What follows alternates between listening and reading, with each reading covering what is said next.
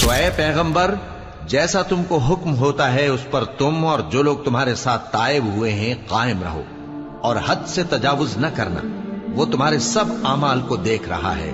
اور مسلمانوں، جو لوگ ظالم ہیں ان کی طرف مائل نہ ہونا، نہیں تو تمہیں بھی دوزخ کی آگ آ لپٹے گی، اور اللہ کے سوا تمہارے کوئی دوست نہیں ہوں گے، پھر تمہیں کوئی مدد بھی نہ ملے گی۔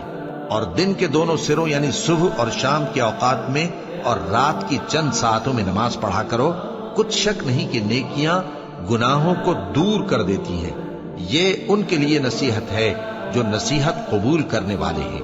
اور صبر کیے رہو کہ اللہ نیکوکاروں کا اجر ضائع نہیں کرتا۔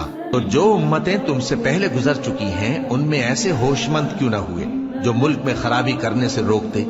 ہاں، ایسے تھوڑے سے تھے جن کو ہم نے ان میں سے نجات بخشی، اور جو ظالم تھے وہ انہی باتوں کے پیچھے لگے رہے جن میں عیش و آرام تھا، اور وہ گناہوں میں ڈوبے ہوئے تھے۔ اور تمہارا پروردگار ایسا نہیں ہے کہ بستیوں کو جبکہ وہاں کے باشندے نیکوکار ہوں از راہ ظلم تباہ کر دے۔ اور اگر تمہارا پروردگار چاہتا تو تمام لوگوں کو ایک ہی جماعت کر دیتا، اور وہ برابر اختلاف کرتے رہیں گے۔